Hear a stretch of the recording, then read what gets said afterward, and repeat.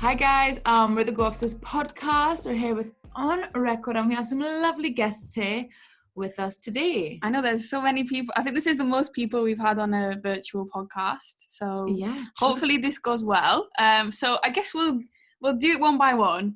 And first of all, in my top left, we've got T, the amazing artist called T. Hello, T. You're right. Do you want to? Well, T's been on the podcast before, He so has. I have. so this isn't They should know. too new to you. So No. welcome back to Go Officers. Thank you. I am excited to be back. I was just I'm about to quite say, I was buzzing like, to I be hope you're still as excited. Yeah, of course. When I got the message, I was like, yeah, I'm so game every time. Let's party. Love to hear that. And then in the bottom left corner, we've got Tyler. Subbuzz, Sub Blue. Hello. Sub Blue, the boy, arcade. Sub Blue, yeah. Welcome. You've never been on Go Officers, so hello, welcome. I know, the first time being on the podcast, so thank you for having me. Oh, thank you for coming. More than welcome. And bottom right, had to work that out a minute. We've got Yaw. Hello, the man who made this all happen. No. Hello. Really happy to be on. I've heard so much about what you're doing. So I'm glad you reached out, and I'm glad you put on record as well. Aww, Amazing. no pressure. Yeah, literally. No, thank you. And last but not least, we have the lovely Alicia. Hello. Hi, nice to be here as well. I know, it's nice to have you all. Yeah. I'm excited. So for those of you guys who don't know, there's currently what would you call it, like a exhibition, campaign kind of thing? And I guess COVID has kind of not stopped, but put some things had to be done in different ways because of Corona. But it's the On Record, which has currently been happening in Liverpool, and well, it's obviously accessible outside of Liverpool too. Mm-hmm. And that has been done by the amazing Yaw and many other people within the city. But you know, at this point, the reason why you got someone like Alicia on, because Alicia is a part of a organization, but outside of that, as an individual, a lot of times Alicia's behind and making things happen. And you know, if Alicia didn't back this, it wouldn't have happened. So, but I'm sure we'll get into Alicia's role in culture in the city. Yeah, definitely. Obviously, you know, I've curated it and reached out and commissioned bits and bobs, but there's always people like Alicia behind closed doors who are actually making it better for all of us. And again, you know, T and Tyler with the academy. When I took the idea to Alicia was the first person to greenlight it, and you know, support from day one. So I just want credit where credit's due. No, 100%, and those people are very important. Like definitely, and I think 100%. that's what we can definitely talk about as well today, about all the people who kind of do things behind the scenes. So, yeah, do you want to kind of give maybe just an idea of where, because we're talking about On Record there, where that entire thing came from? And yeah, well, basically, I sit on a board, the Liverpool City Region Music Board, and on the back of Black Lives Matter, there was conversations about black music in Liverpool, and I've always, obviously, I've done, you know, my initial career 15 years ago. I started off very much in black music, and you know, managing Cove and running a company called Air Beats, and we've done quite a vast amount, and obviously over the last 10 years, I'm working with, you know, a wide variety of artists, but you know, through a lot of the stuff I do, you know, I realized like black music is not just important in the city, but it's influenced quite a lot in the city.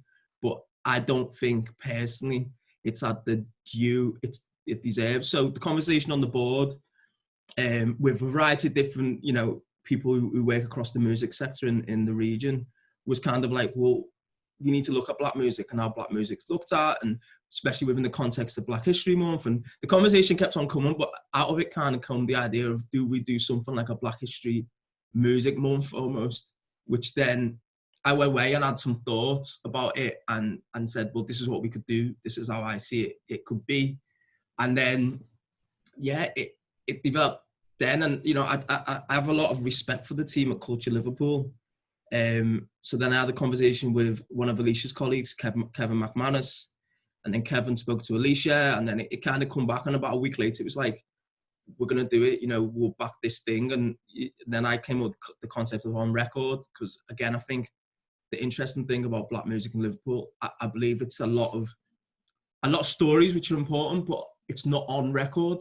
Do you know what I mean? It exists in a space. And I think, again, if you were researching, and I'd done it a couple of years ago, I executed a documentary called Root Box, and there's not enough in the history books or documented about black music in Liverpool, especially over the last 70 years, pre-Beatles and kind of coming up to where we are now.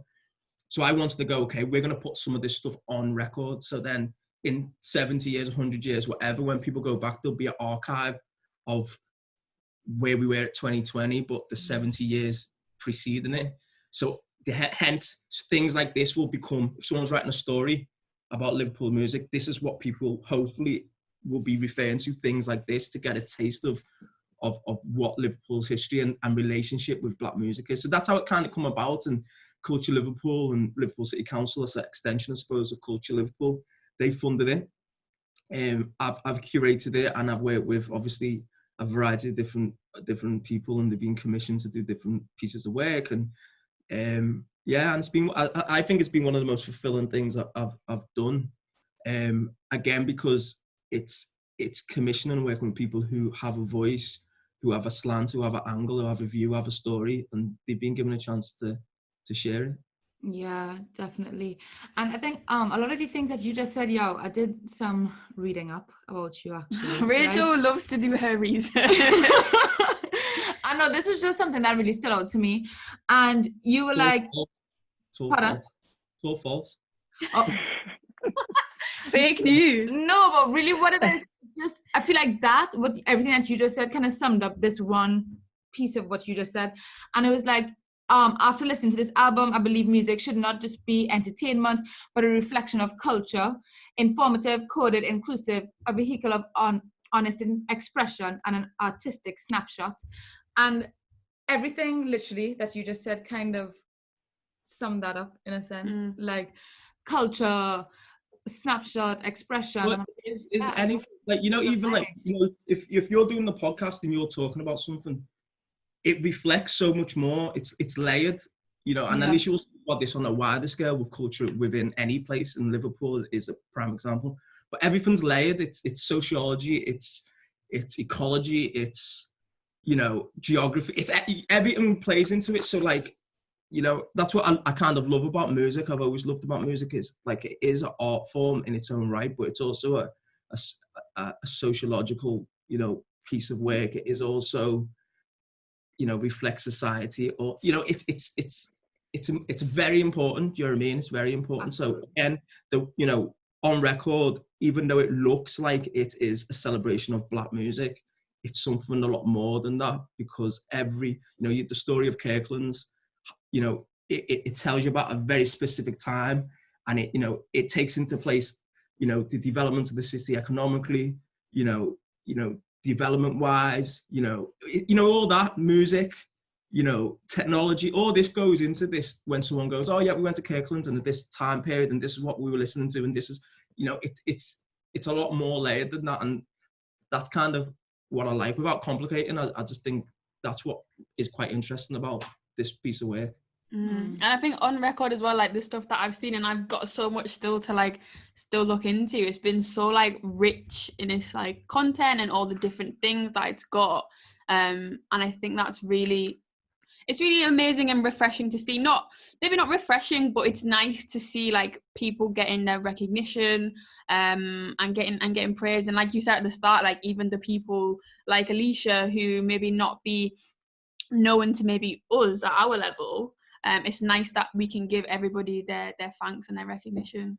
Well, and that's what's quite important about this. It's Alicia, you always talk about this, and you've been wonderful into it's about how you connect them dots, because Alicia said before, and Alicia's really good at being proactive like this, but when she heard about me, she got in contact with me, because the connection now between myself and Alicia and then her team on the back of that is quite important to be able to. So when I hear about someone like you, I can bring you guys in And now Alicia's connect, you know, and that's what it's about, because when we're all separated and unconnected, that's part of the problem. Do you know what I mean? And that's not race. I'm talking about just general cohesion. Do you know what I mean? And sharing the information. Again, something like On Record, why it's more than just an event is it connects so much. It connects this to, you know, Eddie Amu on one of the podcasts talking about Liverpool, Gary Christian, or culture. You know, it connects it wider, because sometimes we're working in silos, and sometimes, like, you guys are the modern new people, creative people. It does actually connect to the people who started the Caribbean Carnival 50 years ago. You know, we're not all as separate as we think. So sometimes you need a place or a project to kind of prove that, I suppose. Yeah, it's very nice to see, and just kind of bring everyone in one common space and see it all together. Yeah, definitely. So going back to, like, how you said how this started and how Alicia's involvement in it, do you want to maybe talk about that, Alicia? Because obviously you work for Liverpool City Council. So do you want to kind of tell the people how you kind of got involved in this project and in your role in it? Yeah, well, so my role for City Council, I'm the Arts and Participation Manager. I head up a team that does that. But we kind of do quite a lot of things. So some of it is about funding our cultural organisations across the city, lots of different genres. We support the sector, we give advice, we create networks and stuff. But also it's about what Yaw really just said there, that especially on the record, it's about making it visible. And I think Black Lives Matter, Black History Month, you know, these things happen. You know, Black History Month happens all the time. And I was just joining the dots up, really, and making it more visible and making sure that it had a platform to be able to showcase. And that's what the city can do sometimes. You know, we can just, it's about raising that profile of what's out there, and kind of joining up other people and creating different networks. So it's very nice to get thanks and praise, but actually, you know, I know the power of culture, and I know the power of art and what that does. My background, I used to be a dancer, so kind of I trained as a professional dancer. So the expression of movement and what that can do, and kind of the history within that, you know, and I've kind of, you know, I've done like lots of things with like young people as a youth worker, and like being kind of, if you really know, if you've been part of it and you've got that creativity, you know how things can work and how you see things differently as well. And, you know, I'm in a really great position to be able to have a look at, you know, what's there, listen to people's creativity, listen to people's projects, and see how we can make them work. Sometimes we don't have the resource, we don't have the budget, but what we do have is the connections. We have kind of the marketing, the kind of PR side of things, and we can try and make them visible. And I think for On the Record, it was just amazing, you know. Yaw is fantastic at what he does, and he connects people. I'm sure we'll talk about, you know, the academy, which I'm really passionate about, and how we bring the next generation really into this. And it's about, you know, when you talk about things, you don't want to forget your past, but you want to be able to take that through into the future, and how that progression is and how you develop all of that. And I think this is just a start, especially for Culture Liverpool, I'd say, really, and how, you know, how we link into, we're kind of the people who just bring it together and can showcase it. We don't have to produce the work all the time.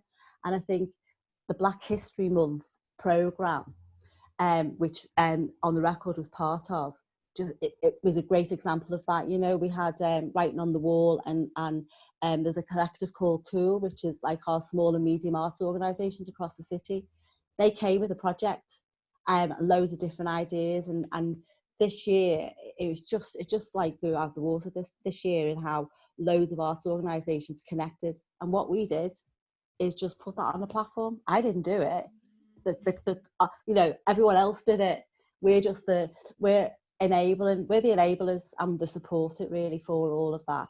And you know, as Yaw said, you know, I've known Yaw for such a long time. We kind of connected through, the Mobos came to the city, well, twice the Mobos came to Liverpool, and like what you just said before, you know, you've heard Yaw's name all over the place, you know, who's this Yaw?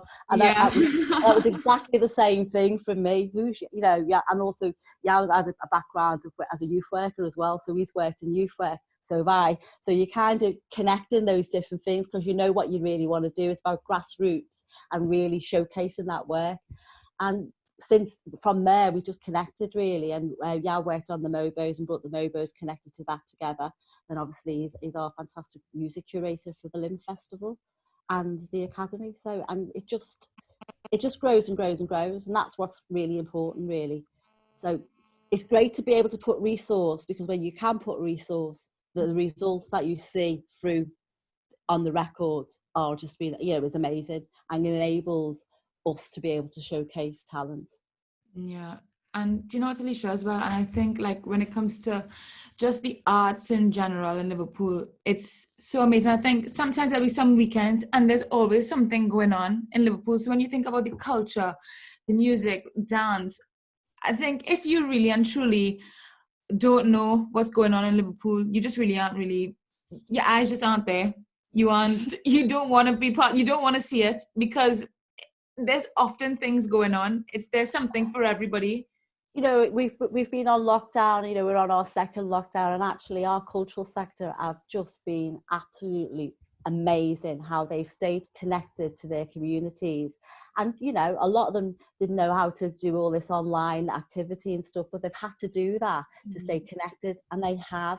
You know, we support at the moment 27 arts organisations who have kept their doors virtually open, really. You know, that's what they've been doing, and it's just been fantastic. So, you know, when we get out of this, we need to be out there in the streets, in the parks, you know, and just really be celebrating again, and we will get there again. But you're right, you know, every single day there is some kind of activity or something happening. I think that's that ties into my next point really nicely, kind of what you were saying about something always going on, and then what you were saying, Alicia, about like the academy and stuff with Limp, because I always remember it was like maybe January or February, and one of our friends was like, oh, I've got these tickets to this thing at the Philharmonic, like, do you want to come? It's free, it's like this performance. And we were like, oh yeah, okay, let's go. And then it was like was it the Lymph Academy thing? I don't know if it was something for Lymph, and it was when they were performing with like an orchestra, a live orchestra. Oh, and my God. I know I don't think T was there, Kayami was there, Michael Eldag, Subli was there, and we were like just stood there. This like was us. Our minds were blown. Definitely one of our favorite performances. This last year, wasn't it? The last year's one, because this year's one we cancelled. Yeah. It was like, was it? Yeah, it'd been 2019. Yeah. And yeah, we'd gone there, and we like coming out of the cold, and we were like, okay, let's get a drink, and then like it started, and we were just like, oh my gosh, this is amazing. Yeah, like the talent. We just felt like we'd like stumbled upon it, and we were like, oh my gosh. And then after that, I feel like we kind of like, I feel like once we'd kind of seen everybody, we kept seeing them. So then I met T at like Kayami's like performance thing, and then it was like, oh, actually, I've met you already. I've seen you before. And I think it's like, again, such like an amazing thing for the city. So I guess now that I've started rambling on about our experience, is to just kind of like talk about that, and that as a concept, like Lymph and the Academy, and like what that means for like young and upcoming artists like within the city. I don't know who wants to take that one. I think, well, from the city point of view, what year are we in for Lymph now?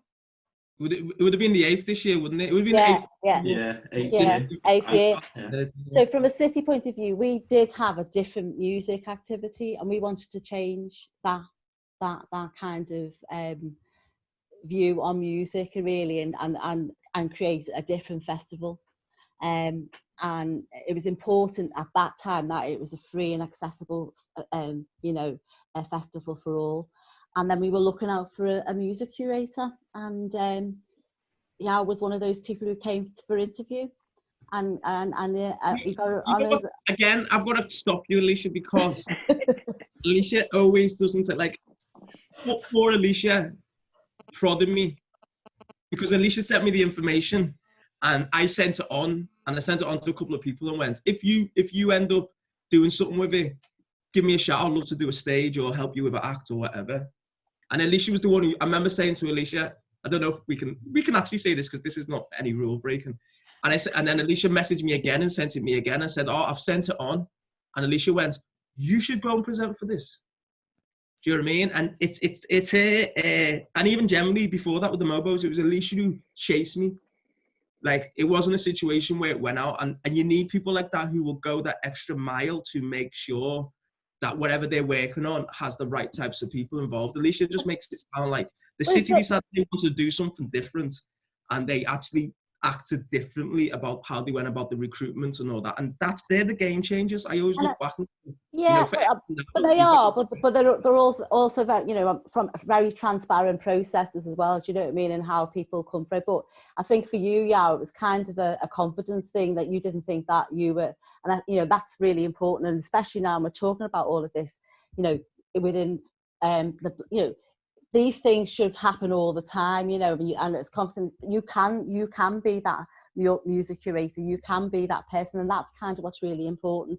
And we're talking about that now, you know, all our cultural organisations are talking about that on leadership roles, and kind of like how does, you know, young Black people actually progress and be able to come. And it's about that being confident and being able to say, actually, yeah, I'll have a go at that and do that, you know. Yaw had to go through an interview process to go through it. Didn't actually just get it. Oh yeah, it wasn't. You didn't say, oh yeah, you're good. Come on. Yeah. No. To pick on what Alicia's saying is, like, again, my view on it was the way the city is, and we think about this in the music industry and most industries as Black people, is like, you look sometimes and go, well, they're looking for somebody like what they already got. And my point being was the whole. And Alicia reaching out and letting me know that I was eligible for it is part of the change. Do you understand what I'm saying? It's because before that, Alicia, there was that steering committee thing where people were getting together from the sector to talk about what a music festival would look like. And even that, I didn't say, there was two of them. I remember Sandra emailed me about, and I'd never turned up to both of them because my view was, I know what I can do. That's never a question with me. I know what I can do. But it's that thing of going, in that space, will my cultural capital, my viewpoint be not of benefit, but will it be impactful? Will it be listened to? Do you get what I'm saying? So sometimes the people who create these environments of open discourse and, you know, change are important. Do you know what I mean? A lot of times when people are talking about how the city's run and all this, I always go, you know, there's people there, as much as you can say whatever, that allowed LIMF to happen. So if you come to LIMF, you believe and you're benefiting from the city's viewpoint on music and culture, because you know what, if you had a festival that ran 30 years, it was the biggest free outdoor event in the whole of Europe, and 300,000 people came and they were happy with how it was, and you as a leading council go, we're going to change this and make it something else. That's a big thing. And then, you know, let's be real, to put a young Black male to curate it, that's a big, you know, in PR people will probably look at this as a case study down the line. I'm sure the cities can look and go, that was bold, because it very much clearly states, look, we're making a change now and we're prepared to back what we say we believe in, which is diversity and fair reflection, equal opportunities, and all this. And Alicia's probably never heard me speak like this, but I just think it's you know, it's just really interesting, because actually, you know, I didn't think that way. You want the best person for the job. That's what, you know, and kind of what it comes across that, you know, and it's that's how I see the qualities in people, really, in the sense, you know, and actually, you know, you're right. It's really interesting in that. And I suppose really there was a you know, everyone's just kind of, there's this like flat line for a bit, whereas now we're all kind of really, you know, it's quite political now, I think, and actually, you know, we've all got to be, you know, part of that kind of change even more so. Whereas I suppose I'm much more conscious of that. Whereas it was an unconscious kind of for me, in just like in who I work with. You wanted to do it. Who commission what I commission or the work I do. But whereas now, obviously, there's a real shift and change where, you know, and making sure my voice is heard as well, really, within all of that. Yeah, totally. So, giving the younger gen a question, what was like the academy? Because you've both been part of obviously the Lymph Academy and like benefited from it, I guess we'll say. So what's that been like for you? Like, what was your experience, and how do you think? Obviously, not to say that you guys couldn't have done it without it, but like, how has that kind of helped your careers, like musically, and even maybe more than just musically? So for me, I was. go Go on, you go. on, You Steve. go. No, go No, on, you first. you go, bro. You go first. No, you go first. Man, you go first. Let Sub Blue talk first, because Sub Blue was on the first year of the academy, Yeah. rather than 13. So he didn't get all the lovely benefits. He got a lot of the Yes. getting on train, Stafford, and He's performing paving at the train way. stations and stuff. So he might have a different view, and then T can come in with his Okay. 20 award things that he got in the recent year. Yeah, so I was a part of the first year of the Lymph Academy, and I think it was What the year first was year this? this was 2013, was it? I think I'd literally just left high school, so I was 16 at the time, and it's when Yaw had actually, I think, just started managing me at that time, and yeah, so I was a part of the first year, and I was the Virgin Trains Most Ready. Was that the name of the award that year? Yeah, Virgin Trains Most Ready that year. Wow, that takes me back. Exactly. One to watch, yeah. That really Which takes was- me back. To be fair, the benefits that I got from that thing were pretty sick. I got like a year's free train travel. Like, Oh, that's for good. any Virgin train, and then I had A couple of first class trips, a couple of first class. yeah, and then they give us like some free Virgin sunglasses, which were pretty cool. And then I got to have a meeting with the CEO of Virgin Records at that time, Nick Burgess, which was really insightful to kind of understand what he thought of my music and where he thought like we should kind of take things. And then of course like the masterclasses and being able to play the festival the year after on the I'm trying to remember the name of the stage that it was created by Peter Guy, I think, the year after. It's Liverpool stage, but definitely wasn't created by Peter Guy. Was it not? No, he had the pick. All the forms had the pick for Bido, Revo. Oh, okay, yeah, so that's what it was. But yeah, I found the academy quite helpful, if I'm honest. Like, just being able to have that kind of like safety net there to kind of take ideas and kind of get feedback was always like a great option for me. And then I think, what was the year that I was in it, and the second time, which was like I think it was 2016, which was like, so what the first year that I was in it, I was under my own name, Tyler Mensa. So like Sub Blue hadn't even been born yet. I hadn't even kind of like created that alias.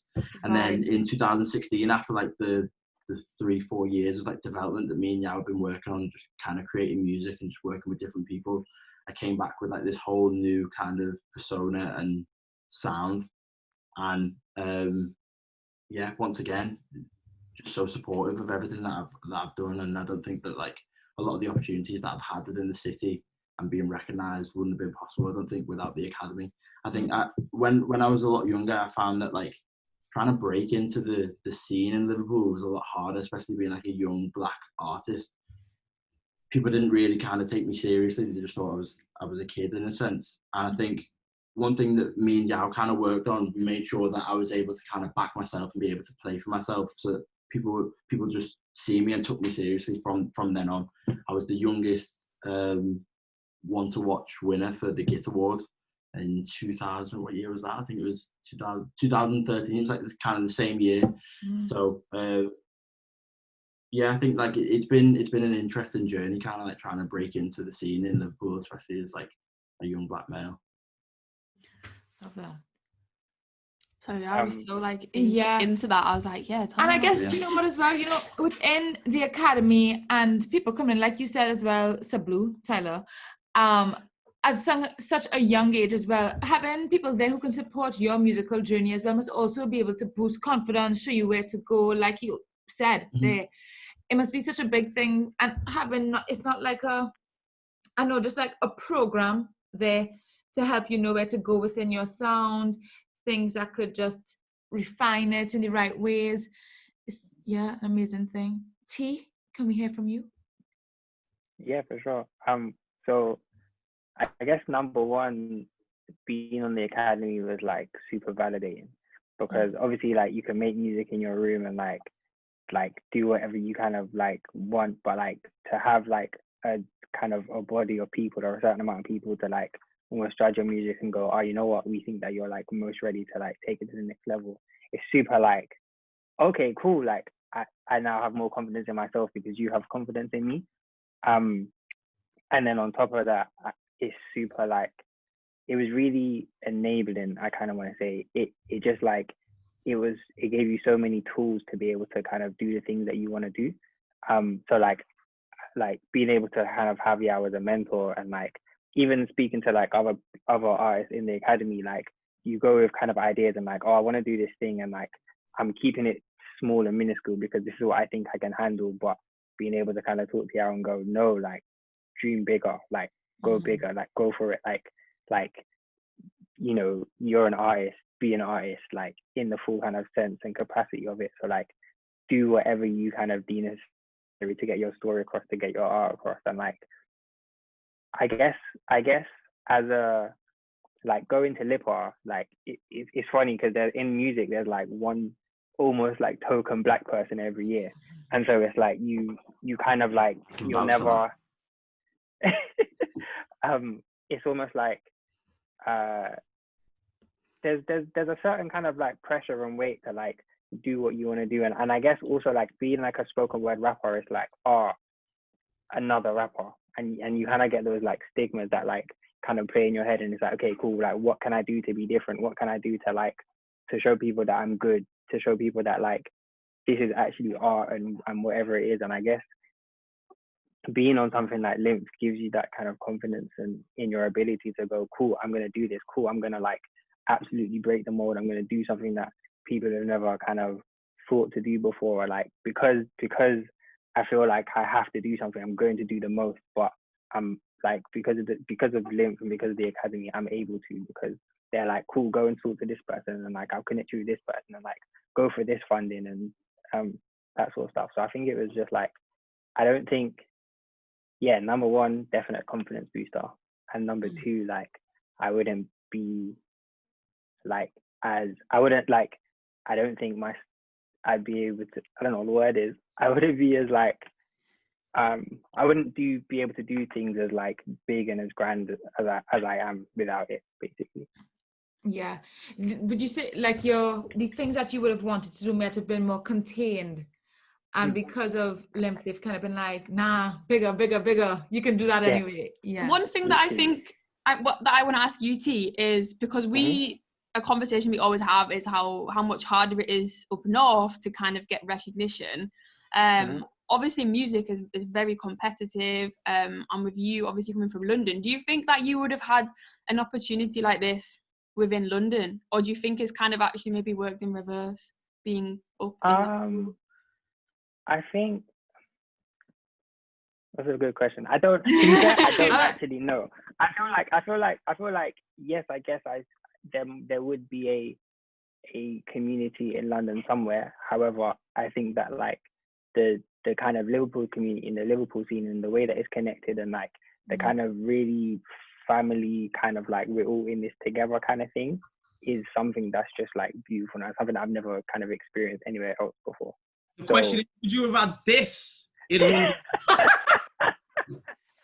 I love how handy you had that. Yeah, no, that was wild. I think sorry. Like maybe, but like I definitely wouldn't change it, and I wouldn't go searching for it elsewhere, because like it was like the Liverpool journey has been beautiful, and it's been so like heartwarming because everybody is out here trying to do bits, and there's no kind of like there's no hate anywhere. There's like everybody's pushing each other up, and so like yes, maybe, but it's almost irrelevant. Yeah, I think that's something so much that we appreciate about the city as well, isn't it? Just like that. I love it. I think the other thing about it is, though, obviously you've got a big music festival that the uniqueness of it has an academy attached to it, you know. And Yeah. you know, it wasn't just a music festival thing, this was a whole package. But and the strength of the academy and kind of that opportunity then to actually play on that festival as part of that is just, you know, that's a uniqueness, and that doesn't happen on any other festivals really, or it didn't. Do you know what I mean? And I think that's what Alicia, it's true. I suppose it's with, like, by design. Obviously, form follows function, and it was very clear from the early days with what Culture Liverpool was saying in terms of we want a festival that is contemporary but reflects past, present, and potential future. So then you build in stuff like the Academy of Talent, which then grows as the festival's grown, and to the point where now, you know, we'd argue that the Academy can stand alone without LIMF even having to, you know, LIMF didn't happen this year, but the Academy done more than it's ever done this year. And that's, I think you're right. It can stand alone, and that's what's really, you know, that's kind of valuable to us as culture as well. You know, in Culture Liverpool, you know, because resources are tight. You know, we have the struggles all the time, but actually, where do you put your resource? And you know, the resource, you put it where the talent is, and now you wanted that talent to grow as well. And why wouldn't Liverpool want to be part of that, bringing that, you know, and supporting that? And I suppose it's a way to develop the creative community as well. So. But I think what's the interest, it's like what I said before, the interesting thing is it's already there. So these young artists are already there. What the Academy programme was doing is just nurturing that. 100%. And supporting it. And so I think that was what was really important about the Academy from the word go, is actually we weren't making artists, we weren't creating, you know, wasn't a, you know, Britain's Got Talent or something like that.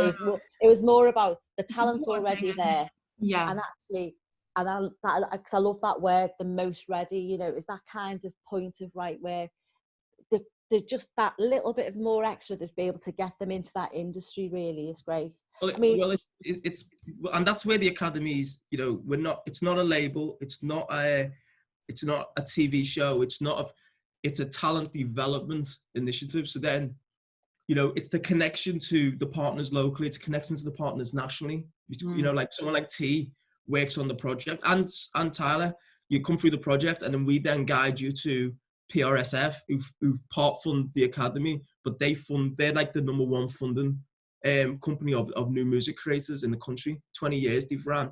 T goes there and gets a bursary to then finish to release a project to finish a project that he started during the Academy that we helped him, you know, put together the campaign for.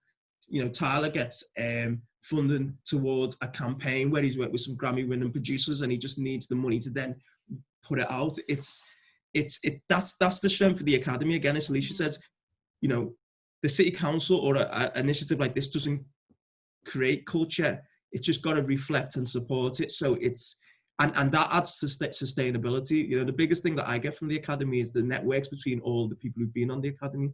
Like, yous all live outside of the Academy, so it's a family now of 8 years. Yeah. And you know, when I see them, you know, Kayami will do a show and someone will be supporting her, or T will do a show and he'll work with somebody else. You know, even the stuff that you've done with around your EP with New Junior, you know, him designing that virtual space, which I can't go into because it's not out yet, is it? But you know, him designing that thing, to me, I look back, and you got to figure that I look back and go, it's job done, because now there's again, go back to the word connection. There's this connection that lives outside of the Academy.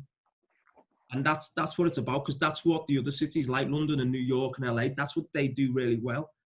There's this system where people like a network with platforms, but also the creatives as well. And I think, again, the strategy that, you know, I had, which I don't talk about much, but the strategy of a lot of stuff like this is to make it sustainable outside of me or outside of the program existing. It's got to work without, because we can't, you know, this magic moment where on the back of 2008, where there's been funding and all this stuff, it can't last forever. But what can last forever is the connections between these artists, and then we'll share resources and ideas and all that stuff. That's the important thing.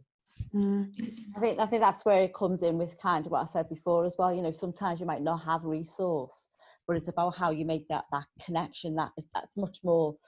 It's worth more than pounds, really, in a sense, really, you know, you can actually do that. And I think that's what's important. And you need to see that, and kind of like that, there's a word that bandies around, like legacy and sustainability, but actually that's what you want to try and do.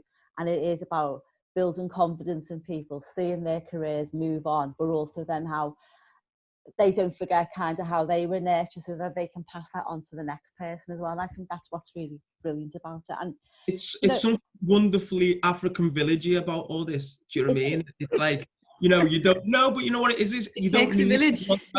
you don't need everyone to have money. If everybody, I went to Ghana about 3 years ago, and we went to my auntie's house, and no one brought out money, but someone done the food, someone got the drinks, someone went to the, and all of a sudden you have a meal and there's 20 people there, and no one's had to carry it, no one's had to be over, everyone's just being able to do their part, and everybody eats, and it's positive and it's love, and that's what you want to get to. You want to get. And I think this is what's nice about this, just this here now, because you don't really reflect on what you do, or you know, you just do it.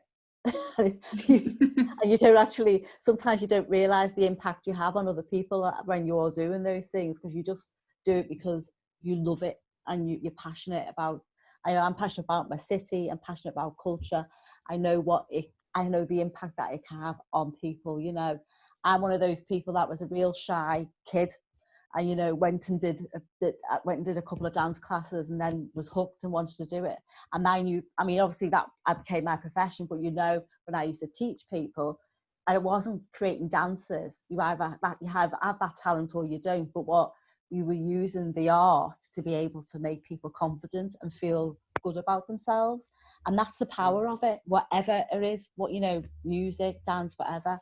And I think that's kind of, and I think we need to do more of this in that kind of talking, really, because I think a lot of the time we're chasing money, and we're chasing the to be able to make projects happen. And actually, you know, it's been a tough year in lots of different ways, but there's a reflection here, and there's kind of a way to be able to start doing things differently and celebrate. So, like, on the record, celebrates, you know, and this is only the beginning, because we'll be talking about how we celebrate, you know, Black art more next year, and how we develop that program.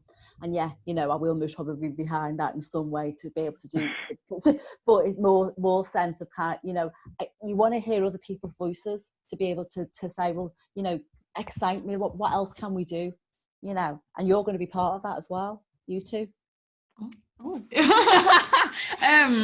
But that's it, it's a new generation. We got to hear different voices and different, you know. I've got to co-opt that, because again, you know, even like stuff I'm trying to get T and Tyler to do, and, you know, bringing Anthony in to do the photography thing and culture deck.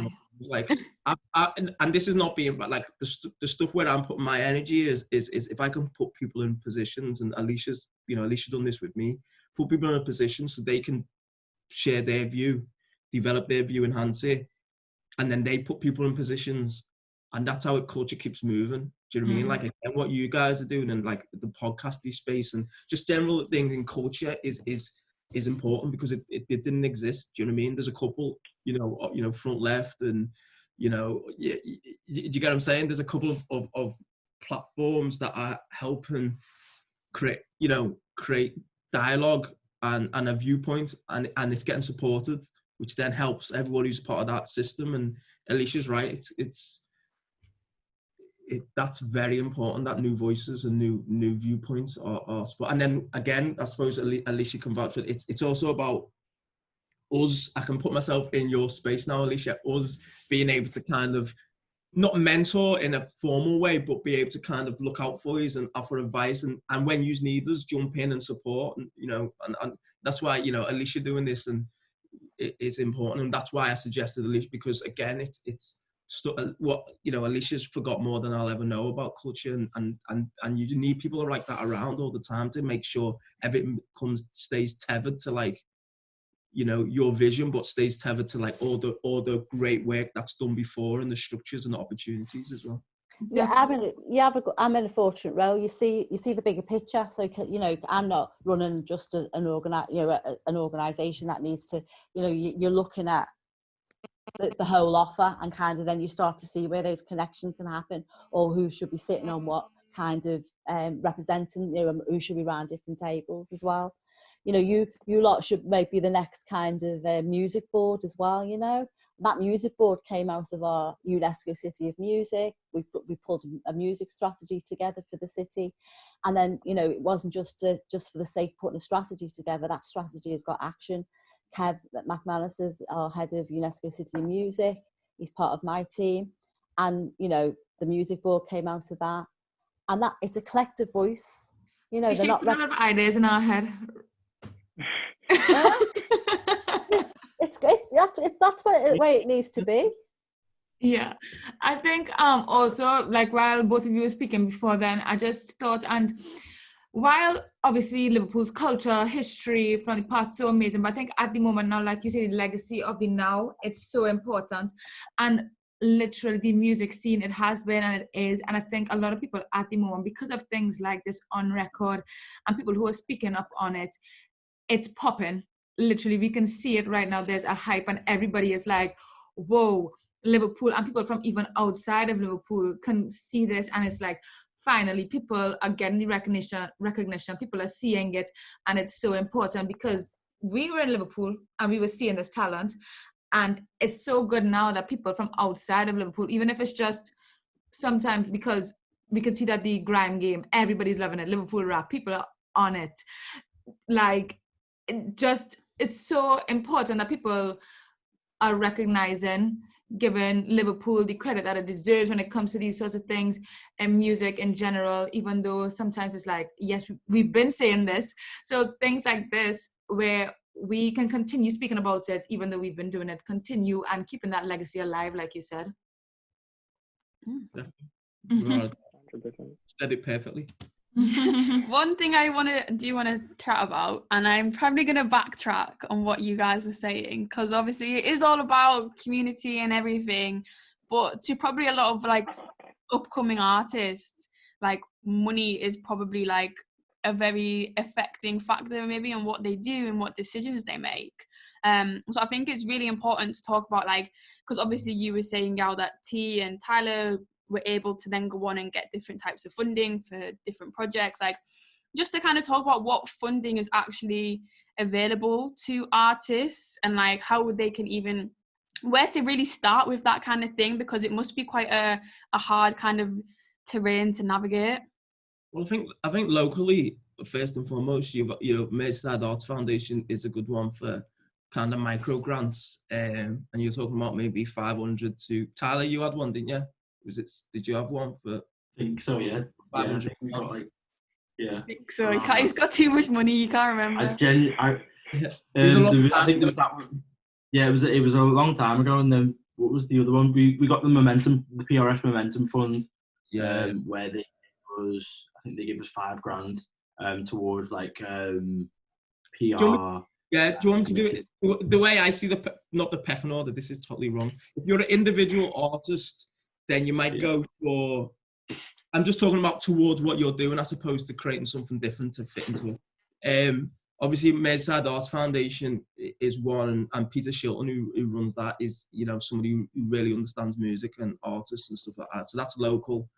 Obviously, Lymph Academy, we do grants from between 750 to $2,500, and then there's bolt-ons now, such as like Youth Music have supported us. So we have like money for recording, we have money towards live, you know what I mean? So stuff like that. So we're there. And then I think post that, it's looking at the Arts Council, PRS Music, PRS4 Music, PRS Foundation. I should know that. I'm working with them at the moment.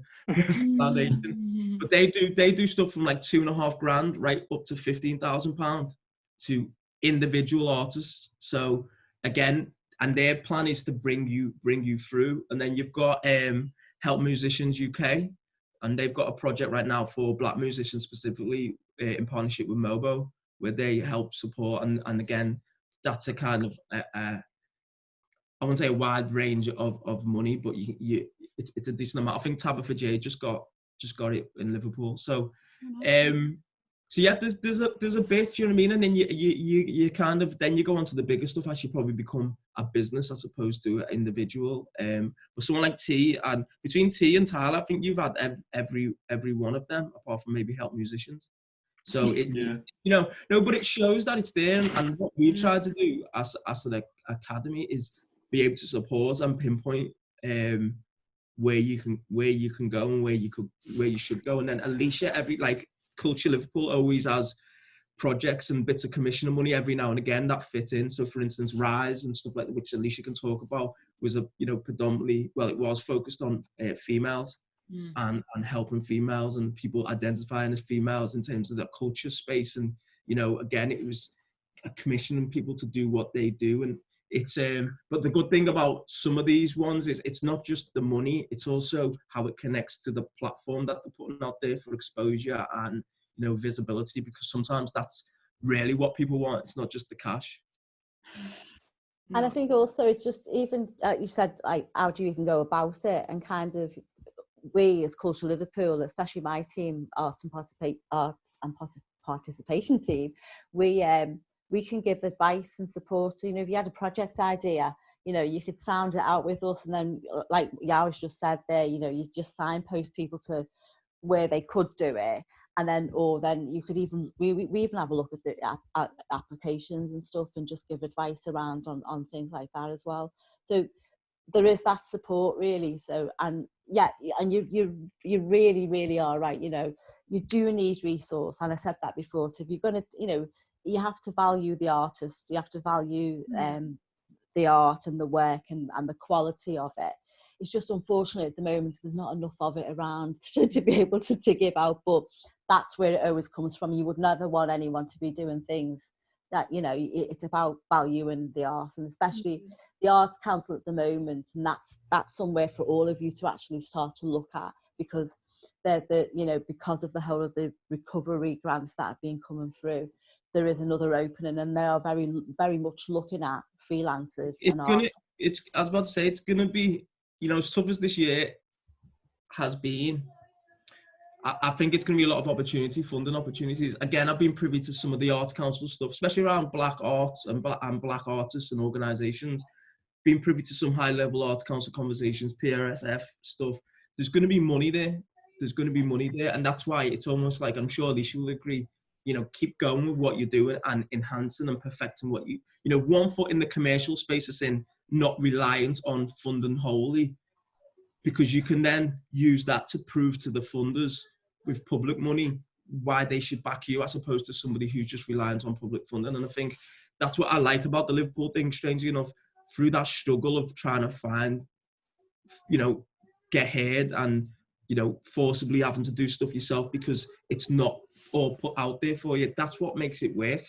Mm-hmm. That's what makes you good. Do you know what I mean? So for instance, with me, the first company I started with Cove, we done everything that we just didn't feel was out there. So the only reason why I believe I started getting opportunities to do bigger and better things is because I'd done it. So if people heard about me, it's because I'd done it, but I weren't reliant on anyone else. I just done it, got better at it, and then to the point where people would then ask me to do it, stuff like that on a higher level. Do you know what I mean? But it was almost like we didn't wait around for money and funding. Do you know what I mean? So I think that's and I think that is really important. There is a balance really with all of that. And sometimes, we say that to our cultural organisations as well. You have to be more resilient. And I know these days all these like buzzwords, but it's important, because actually you don't want to be reliant on stuff, and you have to be a lot more creative in how you do your business, really, to be able to just how do you generate income in different ways. But if you're starting out, you need that foundation to be able to get that support. And also just use have tools that I didn't have. Like look what we're doing now. Like when I started doing stuff, MySpace was the place when you promoted. Like, you know what I mean? There was not, and this is not to be, like the way you can monetize, the systems where you can monetize quite easily. There's PayPal. There's like it's not, you can send off prints and get socks made and t-shirts made and have them back to you within 48 hours. Like you can sell merch, you can do, these are massive things. And then the stuff that, Nike coming to town and Converse and all these brands that are coming to Liverpool and doing stuff like that did not exist. Do you know what I mean? And what I'm saying is, even though I think it's a struggle, I think there's there's a lot of opportunity as well. Do you know what I mean? And I think that's why, again, you know, being connected so you know what's coming, you know, in the future. You know, having conversation with Alicia. Take Alicia for a cup of coffee when it's allowed. And, Yeah, we can't wait. You can come round for tea. Yeah, both of you come around. Let's have a chat. Understanding what's on the horizon. We So can then still you have can, virtual coffees. yeah.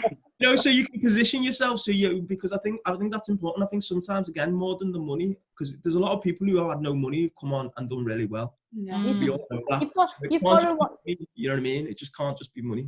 You've just got to want to do it. I mean, I know that sounds, but you know, then that's where you've got to really make sure that you've got that passion, you want to do it. And kind of, for me, networks was really important when I was doing stuff. Kind of, you know, how do you get into those networks? What's going on? Finding out yourself as well, not just waiting for it to come to you. Actually, you know, having a little bit of or speaking to people like me within my roles now. Do you know what I mean? To be able to make those connections. Yeah. And it is really interesting, but I mean, I think, you know, it is about the next generation all the time, and I just think that's where you want to be able to share skills and make sure that you get the opportunities to showcase and platform. And they, you know, it's like Mike Lowry as well. If you think about that, yeah, I remember seeing them the first time, you know, and kind of going, you know, and we look at them on your show, you know, the other week. You go, oh my God, the men. But you know what I mean? But then, you know, they were young kids, you know, and Barbara was nurturing them and dealing with that. And but when you see, you know, you didn't know who they were, and then they played at an event, and you just go, wow, these are amazing. And then so you start talking about them. And then someone else starts, and that's how it starts, you know what I mean? And then you go, they're really good, you've got to go and see them, you've got to go. And that, I always believe, seeing is believing. You can't actually talk about anything or make judgments about anything if you don't go and see the work. And that's, and Yaw knows that, every single piece of work, you know, all the things. It's not about spying on stuff, it's about supporting. And it's also about being able then to comment if you need to comment in a positive way, never in negative ways, but, you know, it's stuff that actually would make sure it grows further to the next thing. And I think that's important. If you're investing and you want to support and stuff, then you've got to see it as well. There's no use just going, here you go. I think even just from a point of like respect as well, I think that's why we obviously wanted T and Tyler on the podcast, but also respect them as artists, because we've seen them and we've seen what they're capable of and how amazing they are. So yeah, just a little shout out to you guys. But as well to you guys, what was like your experiences of like getting funding? Did you have was it a breeze? Was it a bit difficult? Do you have any advice to maybe an artist who's listening and like thinking, okay, maybe I need to look into these things? And I also have a bit of an add-on, not super difficult, but before Lymph, did you know about all these things that were accessible to you, or was that a very new thing to you when you went to Lymph, and were they able to assist a lot with that entire process? I think before Lymph, it seemed like a million miles away. Like, oh, you need to have a certain level of infrastructure. You need to have like this or that or this to get funding. But I think like going to Lymph and having those people around you who like normalize getting funding and normalize like it's out there for you, just go and get it, made it seem a lot kind of like easier. I'm not saying that it was a breeze. It wasn't a breeze though. It was still like the process was hard. Wait there. I swear you must have got obviously we won't go into details. on the funding bit, you've everything you put in, the 3 you put in, you got, didn't you? Yeah. But yeah, it's not a breeze. But I say that because like, see, you don't know defeat yet. You don't know what that letter is. Well, thank you for the idea, but this time you don't know. No, you really sounded humble people. Yeah, that sounded like a threat. Yeah, was like, no, I'm saying it is like sometimes you put in funding bids and you work on it for a long time and you get thank you, it's a great idea, but at this round you never made it through. So what I'm saying is T, late night, you got that. Arts Council, got that one. PRSF, PRS got that one. Foundation, So I'm saying, and help musicians, but I wouldn't even know about how. So he's 4-4. He's 4-4. That's not bad. Tyler, you've had a different route, but you've had a couple of successes. But I'm just saying, he's knocking them out the park right now. But the thing is, yeah. though, is that I was gonna say, like, for me, the first thing is like doing as much as you can by yourself first to get to the point where like making funding makes sense. Do you know what I mean? And I feel like that's like that. I think that's the reason. I mean, I don't know the reason why I got them, but like a lot of stuff either I can do or I met friends that was like, oh, please help me with this, please help me with this, so that when you go to the funding people, it's like it doesn't make sense not to fund me because I've done so much by myself. It's not like, oh, I don't know what I'm doing, I have no idea what's going on, please give me some money because I'm asking for it. Like a lot of it is like getting to the point where it's like, no, trust me, if you give me the money, this can go like absolutely wild. And I think that's like half the thing. Is like making sure that you're like ready and in the place to go and get it, because once they see that like you're like, I think Yaw said that before, it's like they'll see that like you're doing absolutely loads like without them, and you could still do it without them, but the money would just help to elevate it. And I think that's what they want to do. They don't want to like give money and know that it's going to like, and think that it might be wasted or like you're not ready for it. It's like, okay, you're very, very ready. You're very, very in a place where like, if I give you this money, you know exactly what you're doing with it, and it's going to benefit you here and here and here and here.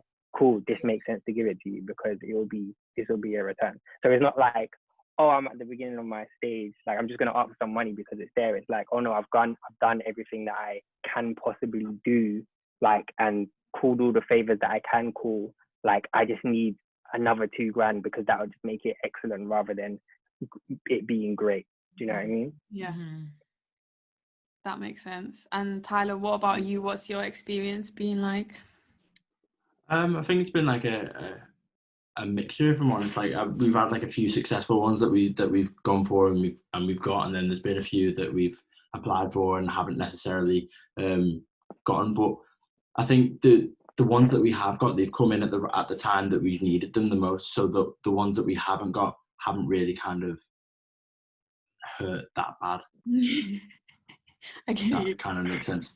Like when we got the Momentum Fund, that was at the time like we needed money for like the mixing and the mastering of like my second EP, Willfully Blind, and we put like some of that money to pay towards like production fees and PR and a schools tour.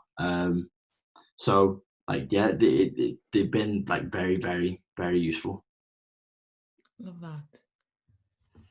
And I thought, sorry, no, how about you gonna go? Yeah, no, and also like T, when you said about like normalizing it, it is something that should be normalized. Like it's a thing that I guess should be spoken about more freely within the industry. I guess it's like it seems like it just seems a million miles away, but obviously it's not. It's just about like getting you to a place where like you're at a place as an artist where like you can go for it and the money's there. Like that's the thing, is like as a musician and the way that you kind of like doing function gigs and do whatever you have to do to like not get a real job but stay as a musician, it seems like money is scarce. But it's and it is a little bit, but like there is money out there for good things. It's just about like knowing when to go for it and where they are. And I guess normalizing that, like, yeah, they are there and like you just have to put in a little bit more effort, but it is there and you will go and get it. You will get it. There is a lot of, there's money there for like there's stuff like the Hitmaker Fund that PRSF do. If you're a songwriter or a producer, there's money there. Again, there's people who are in that space who know money's there all the time and check those pages and get it. And then there's people who just are the eyebrows down and they're working really hard. And that's what I always felt like, even back when, the stuff I used to, do with Kof, it was like, I think we were a lot more strategic than some of our peers. So Kof would work hard, but we'd also go, okay, it's that event that we need to go to, or it's that person we need to get on board. So we'd go direct, and it would save us a lot of the wasted time. And that's just sometimes my concern when I see a lot of, especially black music artists on Merseyside. Sometimes I feel like they do loads and loads of work, but maybe because they're not approaching it strategically. And sometimes not even tactically, because there's a difference. They don't necessarily progress at the rate they should, and then they have burnout. or people get bored of them, especially locally, which is a challenge. If you want to go national, you just got to maintain that interest locally. And yeah, that's a shame. But again, you know, the Academy, I've tried to hope that the Academy, for all artists of different genres, kind of helps them with that, to kind of plot it a bit better and just think a little bit better about how they're doing stuff. But again, you know, going forward, I think it's a challenge. It's definitely a challenge around black music within Merseyside and the UK as a whole. And I'm involved in quite a big piece of work for the PRS Foundation right now, which is going to be announced in January. It's probably I think it's the biggest black music initiative that has happened in this country, I think anyway. Wow. But it's a lot around looking at how black musicians and artists, how, because of the way they come up and develop and the way they are treated, sometimes don't get the same opportunities or don't see the same opportunities that their counterparts from other racial backgrounds or other music forms do have. And I think Liverpool reflects that, but it's not just unique to Liverpool, do you know what I mean? Which is, I think, quite important to state. Yaw, since you sort of announced it, do you want to give a little bit of a sneak No. peek on Go? No. On Go Sis. Well, you got the answer there. So as we kind of come to the end, I think we've had a really nice chat. I think it's been really meaningful, and hopefully the listeners feel the same. I've got a question for everybody, which is, I mean, I don't know who's going to go first because you might need a little bit of time to think about it. What do you want to see next for Liverpool as a city in terms of like the music scene? Like what do you want to see happening now, and like where do you want to see the city in however many years time? Like that's the question, really. This is exciting. This is a nice one. I think for me, I want to see a young black artist break out of the city into the mainstream, like that isn't just like someone from London or someone from Birmingham or them ways. I think someone from our city breaking out into like the mainstream and being championed as like the guy or the girl. Or the girl. I think that's so important, and I will scream it from the top of my lungs. Do you know how exciting that would be? Yeah. Yeah, let's have it. We love it. You want to see that being you? So blue. Or T. Oh, well, technically T. You're from London. Do you know what? Liverpool is just... What? Don't do that. Don't do that. Don't take away my Liverpool from me. Yeah, for real. I feel like there's so many like I want Liverpool to be like on the map. Like I feel like there's so many like tours and stuff that go to Manchester but don't come to Liverpool. And like little things like that, and it's like I want people to kind of like appreciate Liverpool for like the amazing city that it is, and like not skip it out and go, yeah, we need to go to Liverpool because that place goes off, or there's booming with talent, or like the crowd are amazing because they are. Do you know what I mean? That's kind of like what I want. I feel that because I'm sick of traveling to Manchester for a concert. Sick of it. And do you know what's mad as well? People only recognize Liverpool when they come here and they're like, oh wow, do you know what? This city is actually sick. And it's like, what did you think before? Like, oh, it's actually, yeah. Oh, it's actually all right here, isn't it? I'm like, yeah, we told you that. Like, no, I feel that, yeah. I think how Alicia feels. She's been banging that drum for years. She's been traveling. Alicia, we're here with you now, girl. Sorry. So, Alicia, do you want to go first of how you want to see the city? Okay. So, that's for last. To me, if you know my whole thing, it's about balance. So all I want to see, like, I think having an artist bust and all that is important, especially from genres that aren't reflected as much, like electronic, black music, etc. But I just want to see better balance. That's all I wait for. I don't think it should be. I think a lot of stuff has been quite lopsided. So I want to make sure there's better balance live, there's better balance opportunities, there's better balance financially, there's better balance in terms of the narrative of the city as a music city. So that's all I work for, and Alicia will probably know that is it's my thing is if it's balanced, it's fair. It's when one side gets more or one side's profile more or whatever. And if I can be a part of helping create better balance, then to me, in 10 years' time, that's what we're all about. So I think the music board, Culture Liverpool, this chat here, whatever T does, whatever we all feed, if we can all feed into that balance, that's what I want to see 10 years. I love that. Alicia, can you top that? Oh, hey, think 10 years ago, she just finished Capital Culture stuff. I'm sure she can top. I know. And let's be real. Yeah, people love that. No, I think yeah, I was right. There is a balance really, but I think it's about I'd like to see a lot more leadership roles within the coming through, and new voices. That's what I want to be in 10 years time. I don't want to be around. I want new voices. That's what I want to see. I want to see new voices taking on the mantra and just going for it, and just like really being passionate about it, believing in people and allowing them to be creative. I think that's what's really important. And I think I'm really passionate about this, you know, as part of kind of putting the final bit of the bid for UNESCO City of Music, you know, and Kev takes that, and if Kev was here now, he'd say the same thing. He doesn't want to be around saying the same thing in 10 years time, so he wants to be able to pass that on. But I want everybody to be on that we are a music city and we're a UNESCO City of Music, and we're still chipping away at that, and I hope, you know, the music board are doing that. You know, I want to see a whole fresh-faced music board. I want to see leaders. I want to just see that balance and that whole fantastic vibe. And I do think, yeah, you know, that actually, and I'm not just saying that the on the record stuff is the new chapter of that, because it takes it's taking it to somewhere else, and it's only the start of it. You know, there'll be another chapter next year, and you know, and that's what's really exciting about it.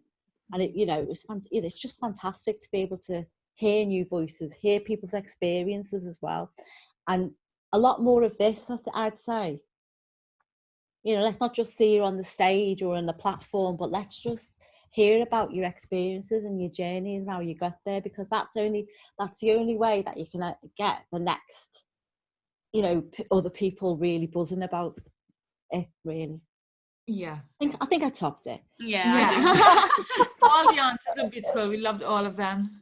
No, that was lovely. And yeah, like I said, I think this has been a really good, necessary and thought-provoking, informative conversation. So thank you to like each and every one of you for taking the time to speak to us about it. It's been really, really nice for us as well, because obviously we're not musicians, we're not artists like that. So it's been really nice for us to hear your guys' experiences and what you guys are doing, and like we said at the start, to actually see like the unsung heroes of all these little projects that are happening and are doing amazing things for the city of Liverpool. So I think being part of this is also very warming. Yeah, it's like, this is very nice. I feel very happy.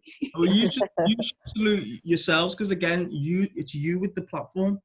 You've invited us onto your platform. I was about to say exactly the same thing. Well, Okay, we'll take it. We're thanking you. Oh, guys, well, thank it's you, just guys. appreciation all around, which is always nice. But yeah, thank you to all of you, and have a Lovely. lovely evening. Lovely.